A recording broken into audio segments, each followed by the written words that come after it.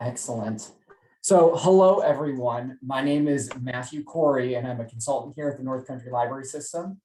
And this is Board Basics Come to Terms.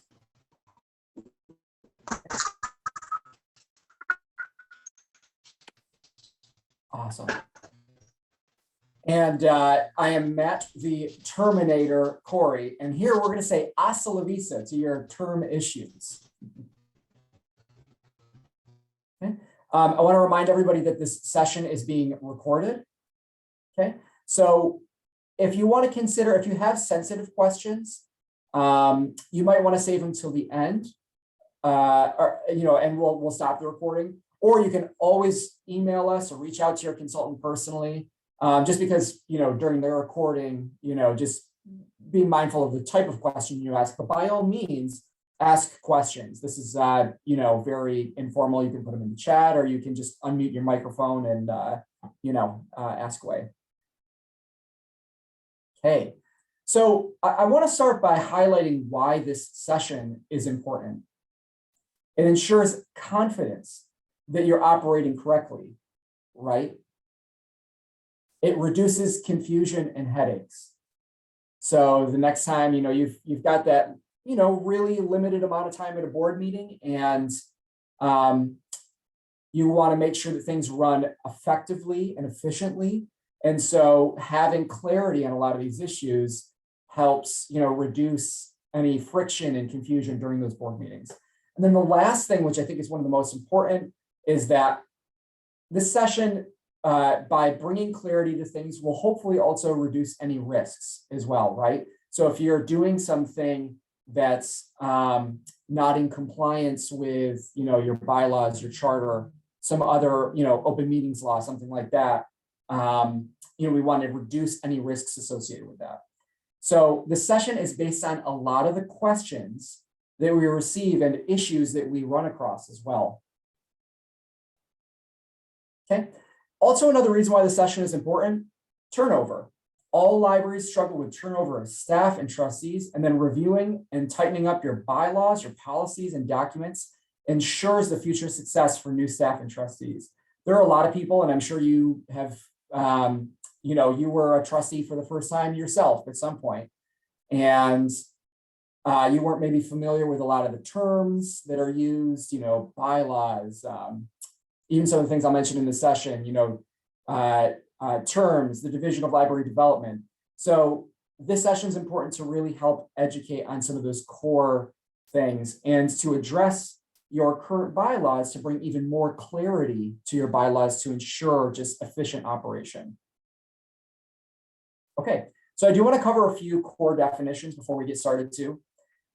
Your annual report. This is different from your annual report to your community, the thing that kind of highlights the advocacy and numbers and everything for your library. An annual report is a report filed annually, submitted to the Division of Library Development, that's DLD, and it contains information on library operation, trustees, finances, and more. We're going to talk a little bit about that at the end of the session. Your charter. This is the document of incorporation granted to an official public or association library by the New York State Board of Regents. This includes your library's original number of trustees and more. And then, like I mentioned earlier, DLD, that's the acronym for the Division of Library Development. It's the division of the New York State Library within the State Education Department, responsible for statewide library services for the oversight of library funding and compliance. Okay. Your bylaws. Your bylaws, are important because written bylaws clarify the rules by which the Board of Trustees operates and governs the library. They set the procedures for the smooth running of a board business. As membership on the board changes over time, again, that turnover, specifics and agreements may be forgotten. Bylaws are essential to assuring continuity and preventing disagreements and misunderstandings, right? Reducing those headaches. And bylaws need to be reviewed and updated at least once every 5 years. But I think a review, even every year of the bylaws is super important, especially as you bring on new members of the board. Okay. So bylaws, it's good for everyone to be familiar with the bylaws and occasionally review them. Often your bylaws will address your questions.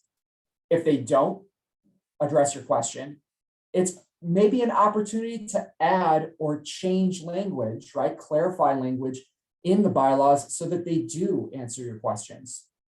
Bylaws may differ between libraries due to library type. You know, if you've got public and association libraries, they have different rules for each. And so your bylaws will highlight those different rules, or at least they should. And your bylaws should always be in agreement with your charter. Again, your charter is that official document issued by the New York State Education Department, the official document that says you're a library, you have access to school ballot funding, New York State construction grants, getting that LLSA or local library services aid each year. That charter makes you official, and your bylaws should always be in agreement with the charter. What do your bylaws say? This is often the response to many of the questions that we get as consultants, because only your bylaws, you know, if a library staff person or a trustee asks, something about their, for instance, consecutive terms, or how many consecutive terms a trustee can serve, or how long those terms are, it's all in your bylaws. And often we just say, hey, what do your bylaws say? What about, sometimes contentious topic, but removing trustees from the board. What do your bylaws say? Your bylaws should outline a process for handling absences and things like that. Okay. Also, I just wanted to highlight too, there are sample bylaws in the Green Handbook for Library Trustees in New York State. If you need a physical copy of this, certainly you can reach out to your consultant and we'll put one of those physical copies in the delivery for you. Personally, I really like the online version of this because it's searchable. So when I'm searching for a specific item, within this big thick book, I can just, pull up the PDF, Control F, and then find it very quickly. But certainly having a physical copy is, it's nice. Okay, now we're getting into the meat and the potatoes of the class. How many trustees serve? Okay. So number of trustees. The number of trustees, I like to think of it as seats, is originally stated in your library's charter, right? That original document that makes you official. That number of trustees must be stated in your bylaws. So if your charter says 7 trustees, your bylaws also say 7 trustees. If you've, unless you've already amended your charter to have a range, the number of trustees cannot change without an amendment to your charter, right? Because your bylaws have to be in agreement with the charter, right? So if you have 7 trustees stated in your charter, but you want to change it to 9, then you must amend your charter. The number of trustees, we'll say seats, does not change when there are vacancies. Your bylaws are always going to say, whatever that number of seats is, 7 or 9. This number is reported to DLD, the Division of Library Development, in the annual report, and they will question inconsistencies between years, usually if there's not a note explaining why that number has changed. Okay. Now we're going to talk about a range. Some libraries on this call will already have a range of trustees. So your bylaws have already been amended. There's been an amendment. I'm sorry, your charter has been amended. There's already been an amendment to the charter to change your number of trustees to a range. Usually that's like 5 to 15, but varies a little bit. What it does is it provides flexibility. So sometimes boards maybe feel like they would function better if they had 9 or 11 trustees, right? Maybe there's they want to create subcommittees, for instance, for different members of the board to work on certain things, and having a higher number of trustees would benefit, being able to have separate subcommittees. Again, a range just provides flexibility. Even if you have a range, let's say it's 5 to 15, right? Even if you have a range, the number of trustees' seats does not fluctuate when there are vacancies. So if you've got 5 to 15, your current number of trustees must be stated in your bylaws, even if you have a range. So in your bylaws, they would read something like, we have, there can be a range of 5 to 15 trustees. There are currently 7 trustees serving. If you have a range, the current number of trustees doesn't change until the board approves the change and then updates the language in the bylaws. So you have to have, you have to change your actual bylaws. If you're going from 7 to 9, you've got to go through that process. Having an odd number of trustees is ideal because it's easier to meet quorums and prevent ties, right? Okay, what is a quorum? This is a good segue. A majority of the whole number of trustees, regardless of vacancies, shall be a quorum, right? So if you've got seven trustees or 7 seats on your board, the majority would be 4. Again, in order to even know what the quorum officially is, you have to have that number of current trustees stated in your bylaws. So that it's, we have 7 trustees on the board. We know that 4 is the quorum. The quorum is unaffected by vacancies. Regardless of how many people show up to a meeting, a quorum, a majority of the number of trustees stated in your bylaws, is required to even have the meeting, right? So if you've got 7 seats, regardless of vacancies, 4 people have to show up for it to be a meeting, at least 4 people. Okay, here's quorums continued. For any motion to pass, a quorum, a majority of the number of trustees stated in your bylaws, has to approve it, right? So if you've got 7 seats, 4 people, at least 4 people have to say yes. Even if only 4 people show up, 4 people have to say yes. Board members must be present to vote, with acknowledgement to remote participation as open meetings law and executive orders permit. I just wanted to, I'll talk a little bit about this in a second too, but again, the executive order on the whole virtual meetings where entire boards are able to meet ends June 8th. And I'll talk a little bit more about that as well. If your quorum is not specifically stated in your bylaws, consider adding language that specifically says what the quorum is, right? Because again, to somebody who's starting the board new for the first time, and you're like, hey, check out these these bylaws, they need to understand exactly how board business is done.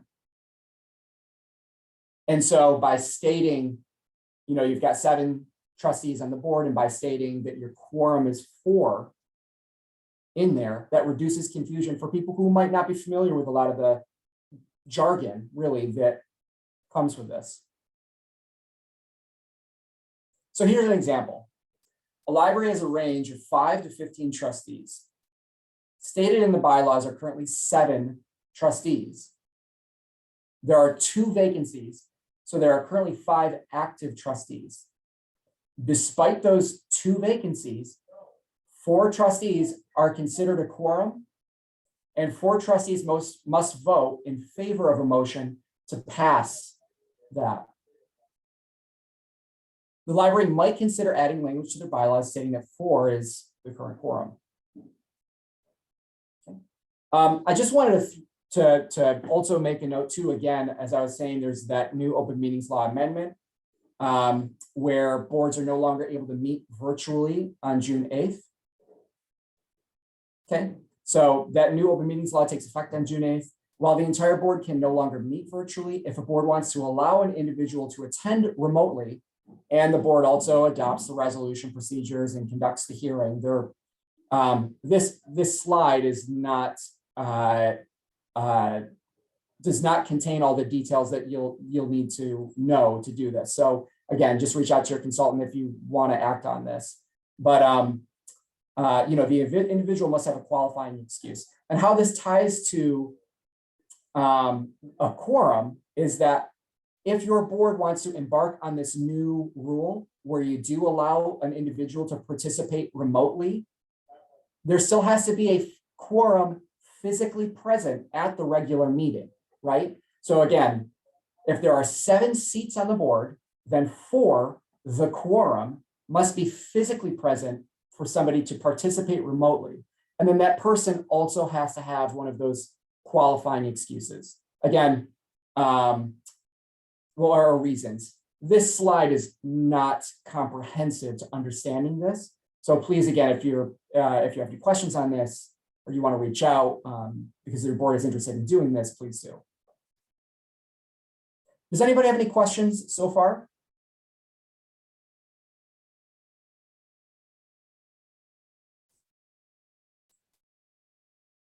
Okay. We will jump into the next session. How long do trustees serve? Term lengths. It seems like it would be easy, but this section of the annual report, the one that the report that you create to the Division of Library Development, always has inconsistencies and errors. It's just for very weird reasons. There's just always a lot of errors in this section, and just mathematical ones too.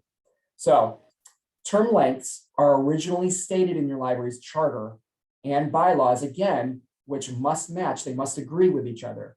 It's typically 3 or 5 years, but there can be some variation in that, okay? So every one of your terms must start in the same month and then end in the same month, right? So for instance, all the terms, even if they're in different years, start in January and all the terms end in December. That's just an example. For some libraries that have fiscal years that are not calendar based, it might run from July 1st to the end of June.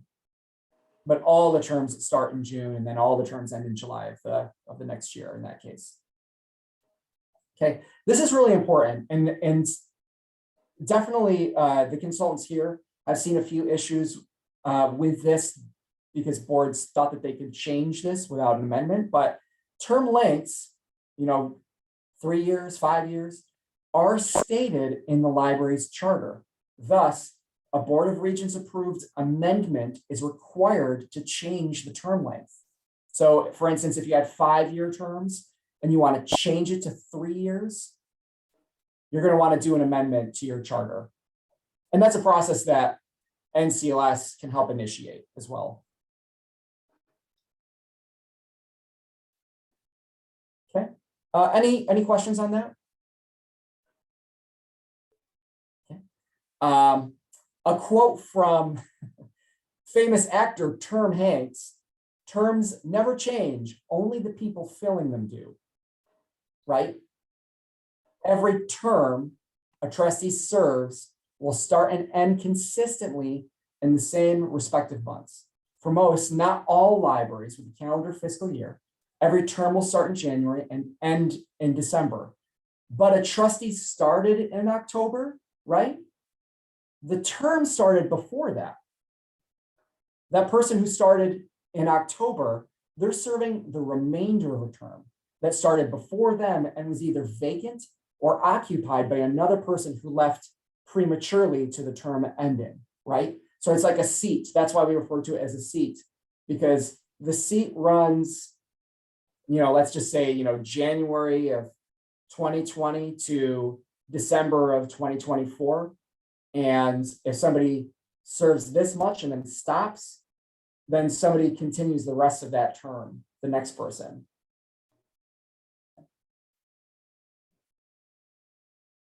Okay, consecutive terms. This can be, again, a little confusing for people. Many bylaws state a maximum number of consecutive terms a trustee can serve. Your charter may or may not state this information. If your charter does, then changing the number of consecutive terms would require an amendment to that charter, right? Any change to that original official document has to have an amendment.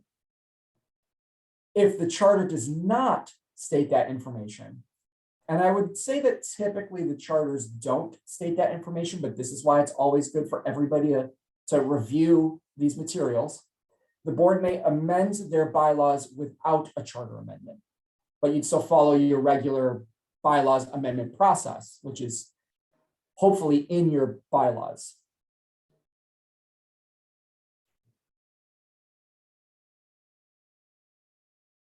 Okay, so what about partial terms? This seems to be something that can be a little confusing. Without specific language, it can be confusing whether a trustee's partial term counts towards the maximum number of consecutive terms. Consider clarifying this language.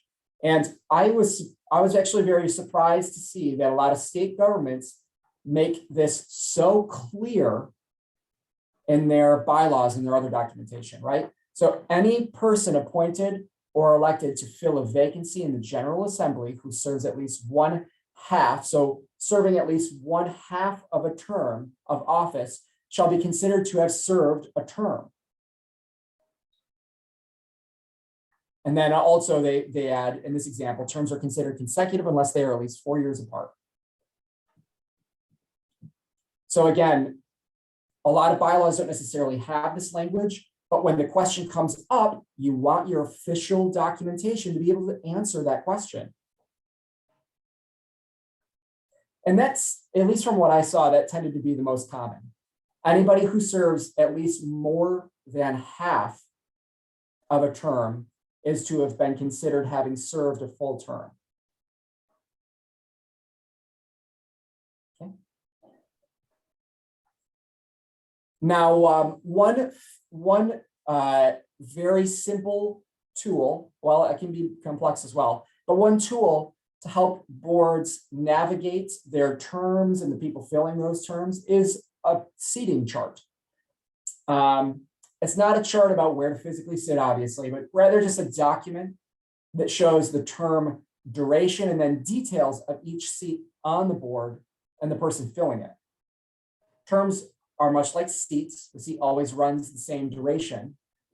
And then trustees may come and go filling that seat. So we're just reiterating some of those previous points. You may consider including a seating chart on the back of every agenda. It can be as complicated or as simple as you'd like, but should state the necessary information to keep you on track. So on the next page here, one of the committees that I help with, this seating chart, which is a very simple version, is right on the back of every agenda. We have 2-year terms, and someone can serve 2 consecutive terms. And because of our bylaws in this committee, we have a seat for each county, and we have a seat for the current vice president of our directors organization.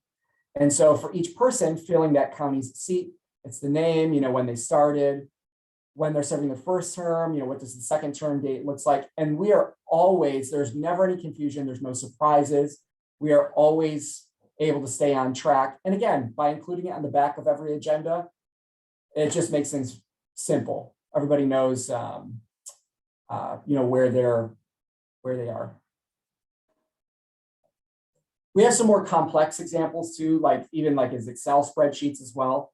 But certainly, if you've got any questions about this, you can reach out to me, and we can work on something. Okay. Now, staggering terms.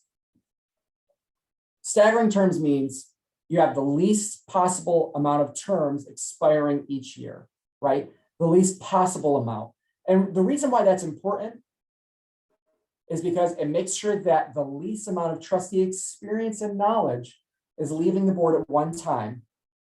It also reduces the burden of board recruitment. Have you ever been in a situation where you've got 3 terms expiring in the same year and suddenly you've got to find 3 people, but then in other years, there's 1 or none expiring? Typically, your original charter will also state how the original expiration dates of the terms, and they will be staggered, right? So it's also a good opportunity to go back to your original charter and see if somewhere there was an error with how you're doing your how your terms are lined up and expiring now, because you may find that there might be an inconsistency with the original charter there. So your board, in order to do this, your board may vote to change term dates in your bylaws for the purpose of staggering terms. Okay. Again, refer to your original charter for a model. If you have inconsistencies, you would from year to year, like if you do the staggering, you may want to include some notes in your annual report to the Division of Library Development to explain those inconsistencies, right? Suddenly you've got a trustee expiring earlier or later than they were in a previous year, like their term changes. That doesn't happen without some sort of explanation like this. What are other considerations for those trustees serving?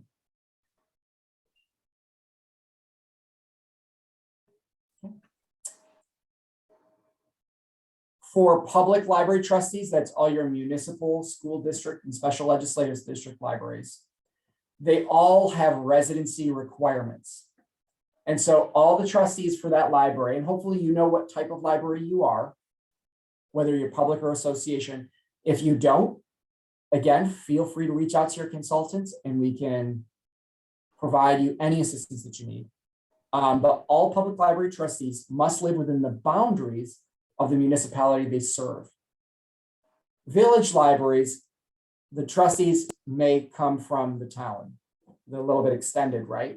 Typically, it's a bigger service area. Okay. If somebody lived in an area, lived within the municipality of the library that they serve, but then halfway through their term moved out of the municipality boundaries that their library served, then they can no longer be a trustee. So something to keep in mind. And again, that's just for public libraries. If you're an association library, that does not necessarily apply to you. However, and again, it is less common, some association libraries may have specific requirements such as residency, as well as representation from certain local organizations written into the bylaws. That would be a choice of the association library to have that in their bylaws, right?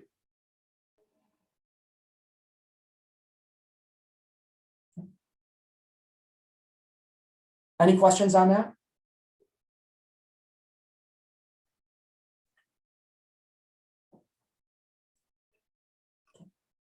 All right. Oath of office. This is also something that public library trustees need to be concerned with. Association libraries trustees do not need to be concerned with oath of office. Sometimes association libraries do the oath of office practice. However, it's a requirement for those public library trustees. And again, that's your municipal, school district, special legislative district libraries, okay?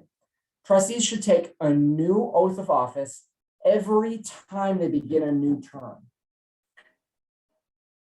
The oath is required by public officers law for all public, not association libraries. So if you're serving a consecutive term, you're serving a second term, you have to do a new oath of office. The oath of office from the first term, let's say 3 or 5 years ago, does not continue It only works for until that term ends. The oath must be filed within 30 days of commencing the term. Failure to do so may vacate the position, right? So as soon as you start serving as a trustee on that board, you're going to want to do that oath within 30 days. Oath dates are reported to the Division of Library Development, again, DLD, on that annual report. So again, it's also very important to make sure that the oath dates that are stated in your annual report are within 30 days of your term start date. Now, I don't want to scare people either. I know sometimes, especially with the pandemic, there were some circumstances where oath dates fell beyond when people started terms and things like that. Certainly, absolutely do your best moving forward to get those oath dates filed within 30 days of starting that term.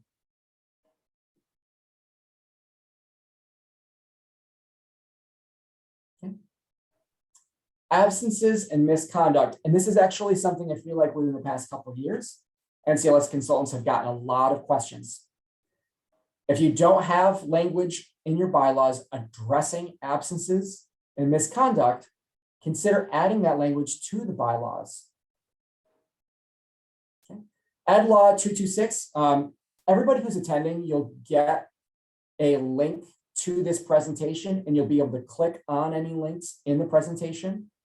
But education law, see has a link here, 226 subdivisions 4 and 8 address absences and removal. Any trustee shall fail to, if any trustee shall fail to attend 3 consecutive meetings without excuse, it's accepted as satisfactory by the trustees, he shall be deemed to have resigned and the vacancy shall be filled. And that's subdivision 4. Subdivision 8 says the board may remove a trustee for misconduct, incapacity, neglect of duty, or refusal to carry out into effect the library's educational purpose as provided in Ed Law. Okay, so that being said, even though there is legal language here, right, not a lot of people even know that this exists. And so it is a good idea to put some acknowledgement of how your board will officially address absences and misconducts with respect to subdivisions 4 and 8 of Ed Law 226. And also these situations, should they ever come up, they are obviously difficult to handle, and certainly reaching out to your consultant for some perspective on, mitigating any risk or related to doing this, I think is a good idea. So obviously they can be very contentious situations, right? Okay, so we're going to recap a few things here. The number of trustees is in your charter. It also must be stated in your bylaws. So your bylaws have to reflect what's in the charter. Your term length, 3 years, 5 years, is also in your charter. If you have any changes to the number of trustees, unless you've already amended to have a range, if you haven't done that, both the number of trustees and your term length must have a charter amendment to change that in your original official document, right?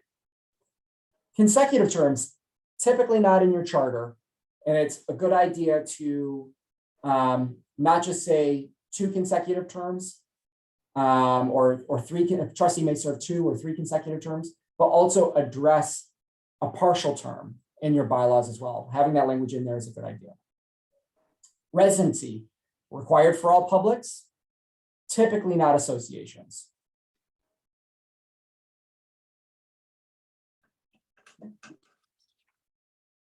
Again, just another reminder, if you have questions or maybe some unique circumstances, please reach out to your consultant. And we've actually seen, having 65 libraries, we've seen a lot of abnormalities and weird things, that are not traditional. So absolutely, please, reach out to us. Okay, I just want to give a quick little nods to the annual report here and how it relates to your role as a trustee. Okay, it's submitted to annually every year to the DLD. In both the NCLS and DLD annual report review process, there are frequently errors and inconsistencies between years in the trustee section. This past year, DLD has been stricter than ever reviewing annual reports. And this is typically one of the sections that they find the most errors with, right? The annual report asks, does your library have a range of trustees?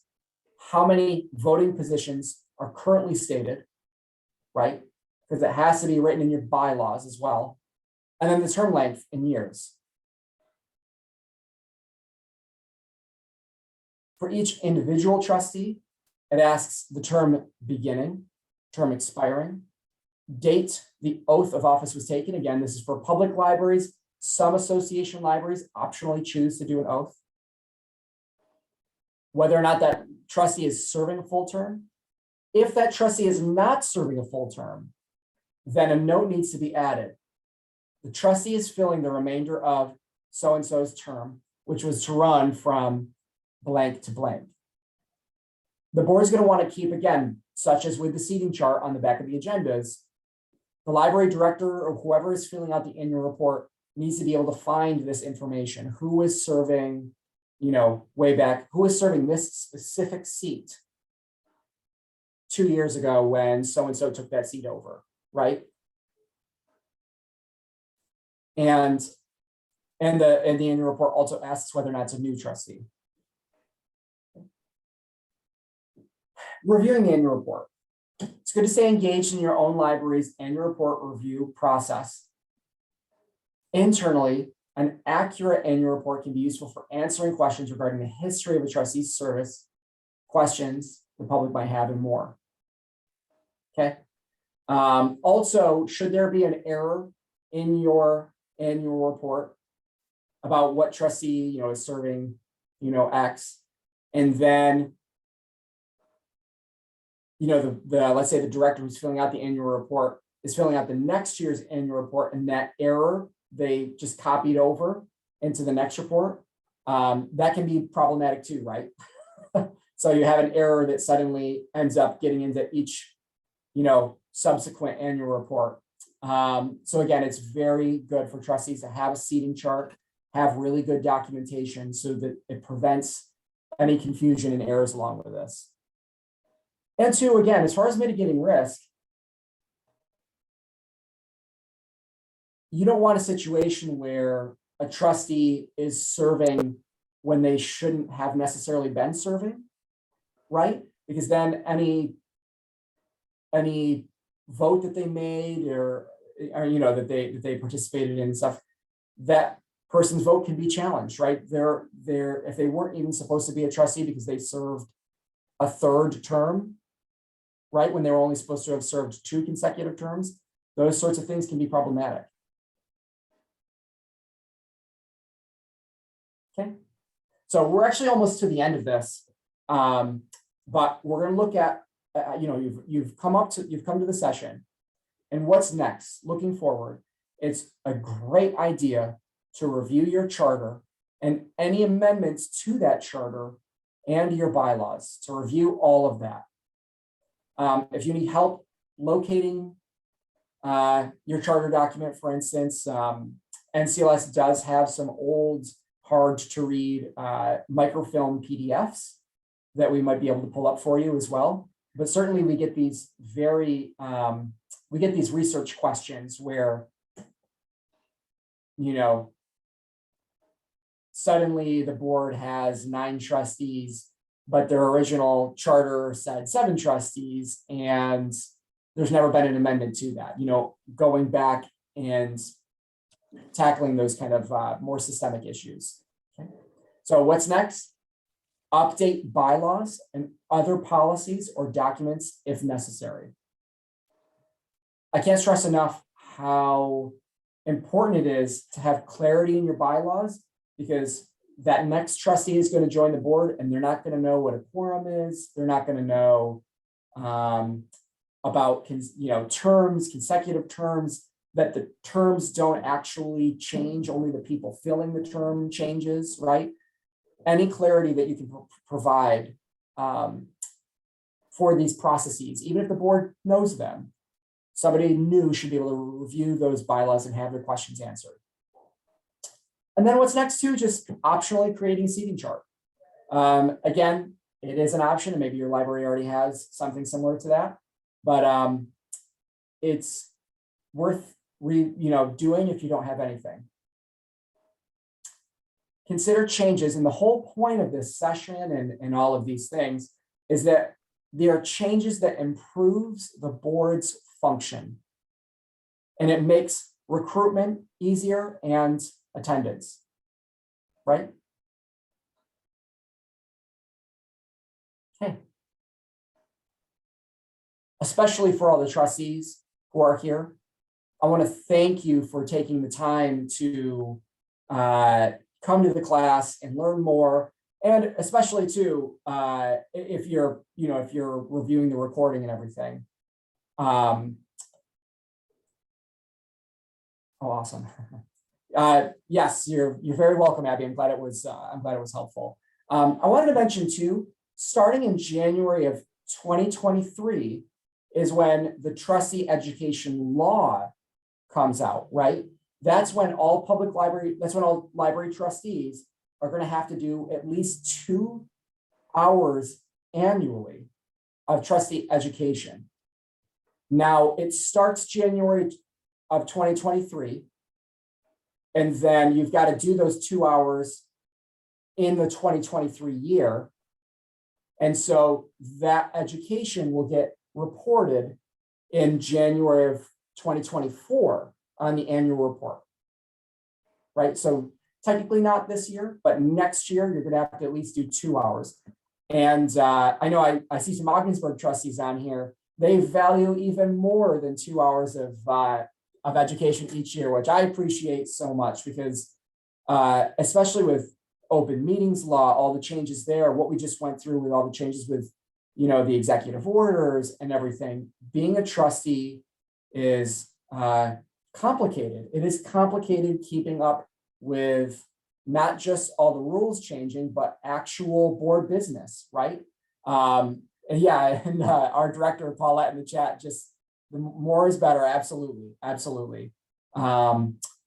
So great. And I think that is everything. I'm going to stop the recording right now, just in case there's any questions.